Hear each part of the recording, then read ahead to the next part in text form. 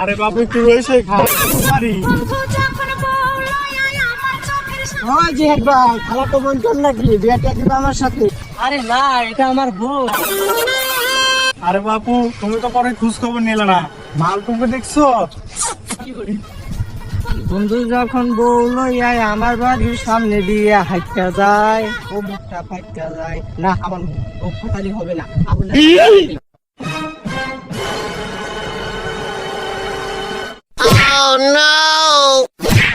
আমার বুক ফাটতেছে, এটা তো তোমরা দেখবা না। এখন বিছানা মাথা ফাটায়, এখন আমার বিয়েটা হবে না।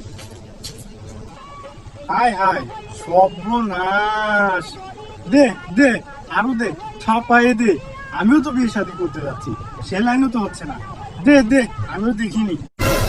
ও তুই এখানে বসে আসিস, তাহলে আমি সামনে যা বসি, বাড়ির দলিলপত্র সব নিয়ে আয়, গরু ছাগল যা আছে সব দুই ভাই নামে ভাগ কর।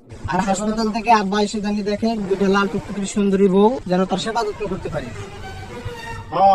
তুই যে কাজটা করে বইছ, কিন্তু বাংলাদেশের আইন অনুযায়ী 46 মামলা দিব। আচ্ছা ঠিক আছে, সে নয় আমি সামনে নিব নি, তুই এখনই যা চান্দরা থেকে বাস হইতে রংপুর চলে যা, আমি ফোন দেয় না পর্যন্ত কিন্তু আসিস না। না পয়সা দেখলে হইব না, এখানে তো অনেক রোদ উঠে গেছে, যা একটু অভিনয় করে আসি। আরে আব্বা, আব্বা এখানে পড়ে আছে। আরে আজকে যদি পোলার বউ বাড়িতে থাকতো তাহলে আর এই দশা হইতো না। নেই ছোট ছেলে আসলো, দেখলো আর চলে গেল। আরে কি একটা অবস্থা। আপা উঠো দেখি। रुको जरा सबर करो।